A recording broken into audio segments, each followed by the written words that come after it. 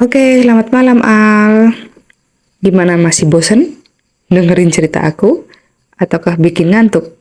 Bagus dong, berarti omongan aku itu bisa menjadi obat tidur kalian di saat malam hari, di saat kalian susah untuk tidur. Di sini aku mau lanjut cerita di saat aku kerja di Jakarta waktu itu. Ya, ini cerita selanjutnya adalah karena aku jadi kepercayaan bos, ya kan? Akhirnya kemana-mana aku selalu dipantau sama bos aku. Entah itu aku mau ke pasar, entah itu aku mau ke mall, atau mau jalan makan kemana, bahkan ke ATM pun harus bener-bener detail. Kita izin mau kemana dan harus sesuai dengan apa yang kita katakan. Dan di perjalanan kita saat bekerja, dan waktu itu aku masih dikasih kepercayaan bos aku untuk melayani customer aku di saat foto pre-wedding indoor dan outdoor. Di situ juga aku berpartner dengan fotografer-fotografer yang ada di Jakarta. Ya, banyak sebenarnya fotografer di sana. Ada grup-grup dan aku tidak usah menyebutkan salah satunya ya. Pokoknya intinya dari beberapa banyak tim fotografer, pasti kita bilang sama customer mau menggunakan fotografer yang mana, A, B, C, atau D. Seperti itu.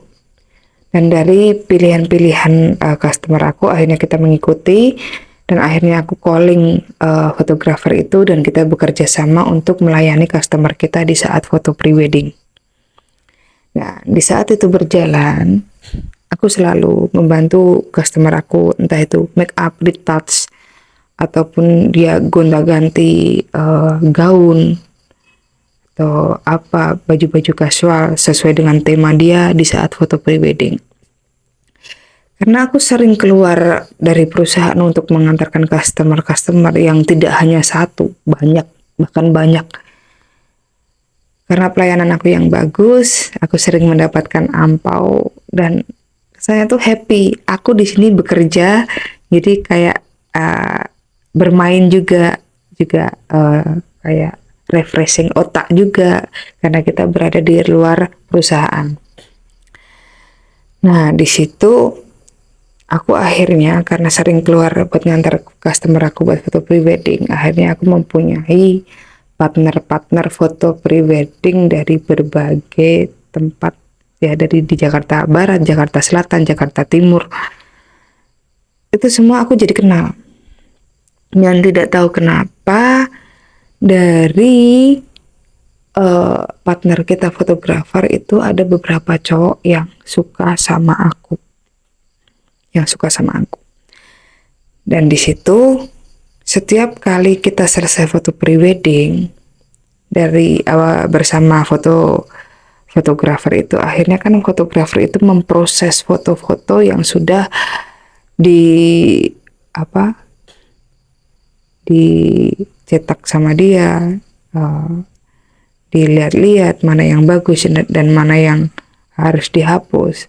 Setelah selesai, akhirnya dari pihak fotografer selalu mengkonfirmasi ke kita bahwa hasil foto pre-wedding itu sudah jadi, dan itu nanti masuk ke kita dan nanti sama kita dimasukin ke website.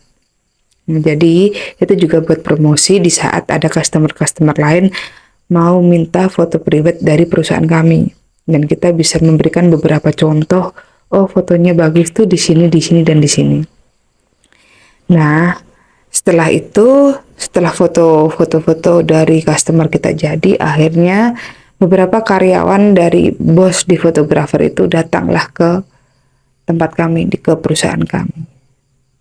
Dan dia tidak mencari bos kami, tapi dia mencari aku.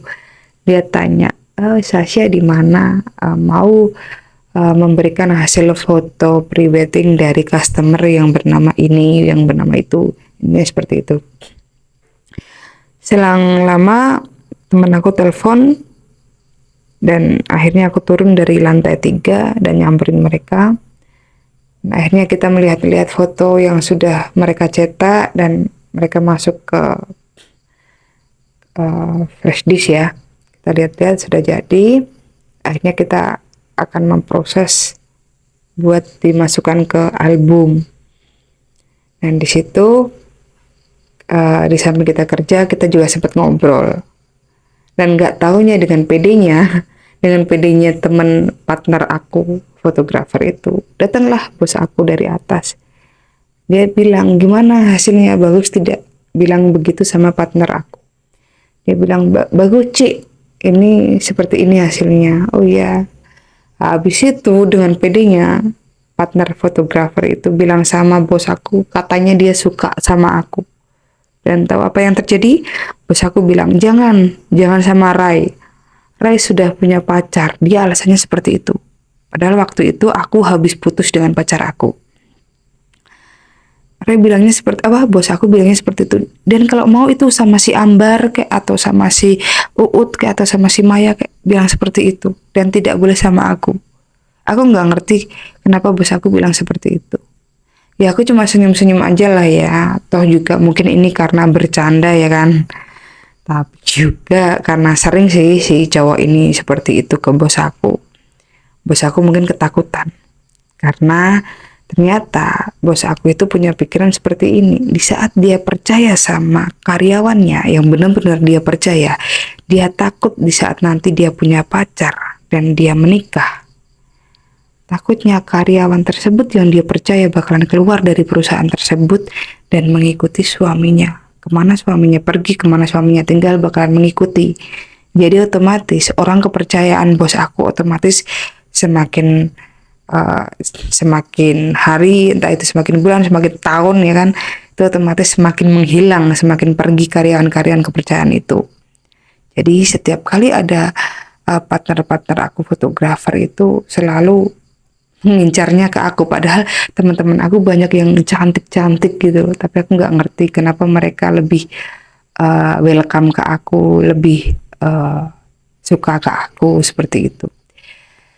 Ya udahlah, ternyata bos aku selalu begitu, nggak ngerti kenapa harus begitu banget. Kan kita bisa dibicarakan kan, kalau misalkan oh nanti kalau kamu habis menikah kamu kerja di sini lagi kan, itu kan nggak masalah gitu loh. Jadi tidak harus tidak harus menghalang-halangi di saat kita memang sudah waktunya untuk menikah, karena umur kita juga sudah masuk ke umur yang sepantasnya kita harus sudah menikah gitu. Tapi karena ketakutan bos aku, ya sudahlah, mau nggak mau dengan berat hati, karena sering terjadi seperti itu. Wah, aku kalau model seperti ini aku bakalan jadi perawan tua di perusahaan ini. Akhirnya juga mau nggak mau saya harus keluar dari perusahaan itu, dan aku cuma pamitnya pulang kampung. Padahal memang aku pengen keluar dari perusahaan itu. Ya memang sih sebenarnya sayang sekali aku sudah jadi kepercayaan di situ, sudah menemukan banyak partner, dan aku juga mempunyai kelebihan di perusahaan itu. Dan ya terima kasih juga sih buat bos aku yang sudah mendampingi aku hingga aku jadi bisa seperti ini. Tapi ya mohon maaf jika sampai kedepannya dan pribadi kita harus diikut campurkan dalam suatu pekerjaan, dan itu benar-benar aku tidak mau. Dan akhirnya mau nggak mau dengan berat hati aku harus meninggalkan perusahaan itu. Buat kalian teman-teman aku, kita pasti bakal mencari kesuksesan kita dimanapun kita bekerja, dimanapun kita berada. Tapi jangan lupa untuk diri pribadi kamu sendiri, bahwa kamu adalah seorang perempuan atau seorang laki-laki yang butuh masa depan. Masa depan itu tidak hanya dengan kita berkarir, tetapi kita juga harus hidup berumah tangga. Karena kita tidak mungkin kan sampai tua nanti kita hidup sendiri, dan kita pasti bakalan lengkap kalau kita sudah berumah tangga. Buat kalian, fokus dengan karir kalian dan jangan lupa bahagiakan pribadi kalian masing-masing. Buat kalian, semangat, dan apapun hasilnya nanti, kalian pasti bisa sukses. Untuk malam ini, teman-temanku, terima kasih. Selamat malam.